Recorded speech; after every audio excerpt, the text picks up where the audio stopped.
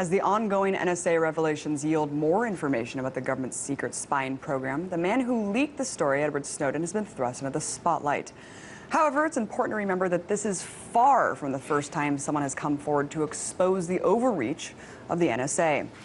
Before Edward Snowden, it was Thomas Drake, former senior executive. And before him, it was Bill Binney, a former intelligence official. But before Binney, the very first person to claim the title of NSA whistleblower is a man you've probably heard the least about. His name is Russell Tice, and he served 20 years within various government intelligence agencies, including the NSA. 2005, Tice blew the whistle on the NSA engaging in unlawful and unconstitutional surveillance of American citizens. So here to tell us his story and why he thinks that Snowden's leaks are just barely scratching the surface, Russ Tice, thank you so much for coming on. Thanks for having me on. What did you see that made you come out and blow the whistle initially?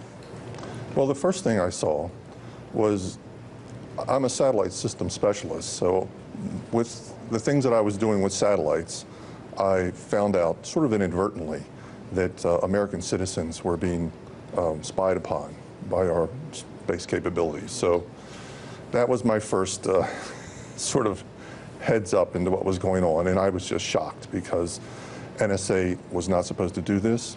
It was against regulation, it was against the law, it was against our Constitution. So it was sort of a come to Jesus moment for me. Sort of a wake-up call there. You've alleged that the NSA abuses go far beyond what people are even talking about right now. How far does it go, Russ?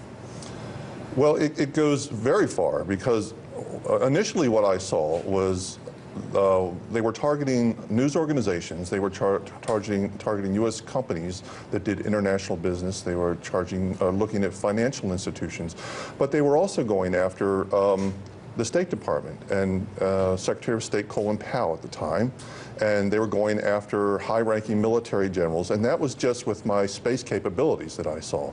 Now later, when I got together with colleagues and we started to put together the terrestrial side, that's the side that is being done with all those nodes all over the country with the fiber optics and that sort of thing, then we found out that it got much worse because, and this was just the phone that we were looking at, but it was also being done at the email level, but that wasn't the information I was getting. The information I was seeing were phone numbers that were being plugged into a system that was going after people's phone numbers and associated numbers, and a lot of numbers I wasn't even sure, but they went after law firms and lawyers. They went after more generals. General Petraeus was one of the guys. It seemed like right about that 3-star level was they were going after admirals and generals. They went after the Supreme Court, of which I held Judge Alito's paperwork in my hand, numbers associated with Judge Alito that someone had put into the system that NSA used to spy on Judge Alito. And let's just break this down a little bit because these are explosive allegations right now that I have not heard anyone talk about before, that there are actually orders that you personally saw in your hands to wiretap Judge Alito, high-ranking intelligence officers, David Petraeus, Barack Obama. Wannabe Senator Barack Obama. At that time, he wasn't even a senator. He had won his primary in Illinois, and I think maybe the catalyst, and I'm not sure, was the fact that he had just done a big speech at the Democratic convention. Now, I was at that time a lifelong Republican. I didn't even watch the Democratic convention. So at the time, the significance of it really didn't hit me until later. I mean, I did look up, well, who's this guy, Barack Obama? Well, okay, he made a speech, blah, blah, blah. But then, of course, later, things, started to, come into play that this is our future president of the United States. And you've also said that this is not just in their congressional offices. I mean, we're talking about home surveillance and personal. Correct. This would be, for a senator or a congressman, it would be personal phone numbers associated. It would be, and a lot of the times I could not tell because a lot of the numbers were unlisted. And we would go to try to reverse, to find out where these numbers were. And we were being very careful about it because we didn't want too many people to figure out how we were doing that. But we would find that it would be associated with family members, especially wives or spouses, the other direction. But it would be their district office. If it was a congressman for whatever state, they'd have 2 or 3 or 4 little district offices back home. So it would pervasive. be very, yes, it would be very I guess the next inclusive. question is, who was administering the surveillance? That's a good question. I don't know the answer to that. It looked like the plugging in of these phone numbers was being done in the evenings at NSA. So almost it was like being done on the sly, even so that most NSA employees did not know what was going on. Now, a high-level person at NSA told me this was being directed from the Vice President office. That would be Vice President Dick Cheney. Now, I don't know that for sure, but that's what I was told from a very senior person at NSA. So a high-level Bush administration official. I guess the next question is, why? Why was it being done?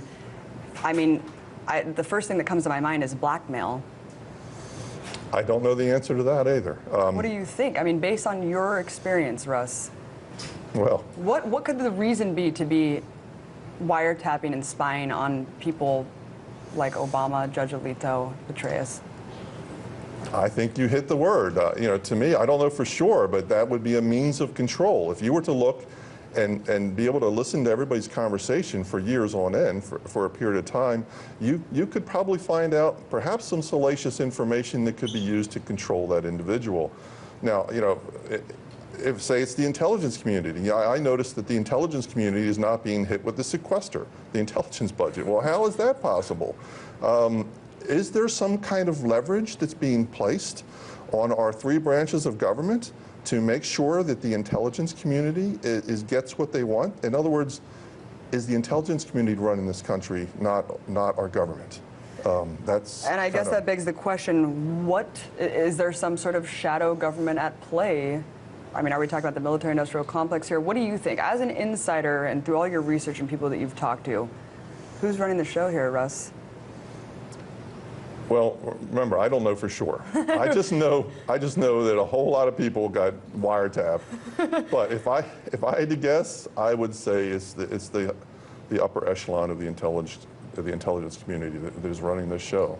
And it makes me wonder, people like Dick Cheney, I mean, are they still working behind the scenes? We know that these people have been working behind the administration and behind the scenes for decades. I mean, Kissinger, all these people, they're kind of, who knows? I mean, do you think that they're still vetting people like Obama, you know, to get in the positions that he's in?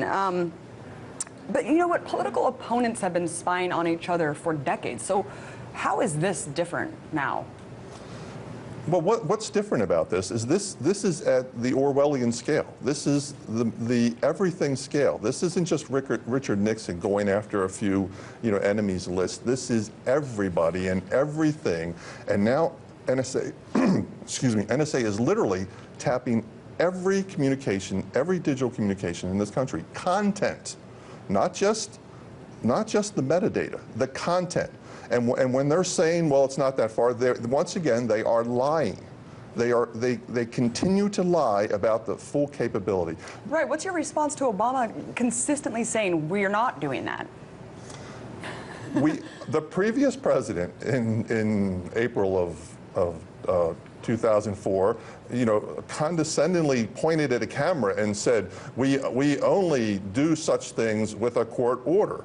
Now, I did not know at the time that the president was lying because I did not know how high up, you know, that went. But now we know President Bush was lying, you know, blatantly to the American people. So now President Obama is lying to the American people.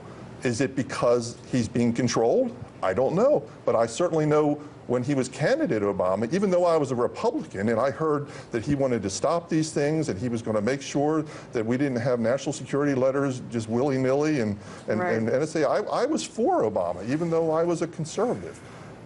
I can't trust anything. I mean, all these politicians just seem like actors. I mean, I call DC Hollywood for ugly people. You can't ever tell what these people really think. But I wanted to go into the media because, really, why do you think the media is in a frenzy over Snowden's allegations? Really, you came out 8 years ago and said almost the same thing, except on a smaller scale, Russ. And really, you've been censored. Tell us your story about trying to get this information out as well.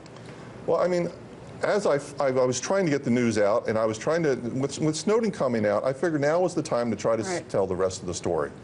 Because I've been holding on to this for a long time. And when I went on Keith Urban's show 4.5 years ago, I decided I was going to tell the media that NSA was going after journalists and news organizations, and there seemed to be no interest whatsoever from the media that I was telling, that NSA was going after you. So they either considered me a liar, or they considered me, NSA's, oh, this guy must be crazy, or there must be some other interest that was making sure the media was not covering this.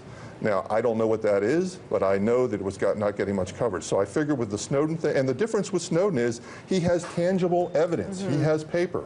Now, because he has paper and it has classifications, they are after him because he has the tangible proof of what I've said in the past. It's easy to dismiss me when it's my words, and you just say, well, that guy's a lying or crazy liar. But now we have the proof that what I've said in the past is true. And they want Snowden bad because he's now codified the truth of what is going on with the National Security Agency. You've said that we are living in a police state right now. Why? Well, I sort of consider this sort of a light police state because they're hiding the fact that it's a police state. I mean, the fact that they can literally go into all of our communications, all our digital communications. The fact that, it's been disclosed recently that the post office is now doing a cover on every tangible letter that goes to the post office. They're taking a picture of everything. They're looking at the return address, and they're looking at the main address of who's mailing something, and that is also being digitally stored. So every means of communication in this country, everything is being watched by the federal government, and that is Orwellian, and that is a trademark of a police state. Thank you so much. We're going to have to wrap it up now. A lot more to be said. Russ, I'm glad you're in town. I'll have to get you on again soon. Russ Tice, original NSA whistleblower. Thank you.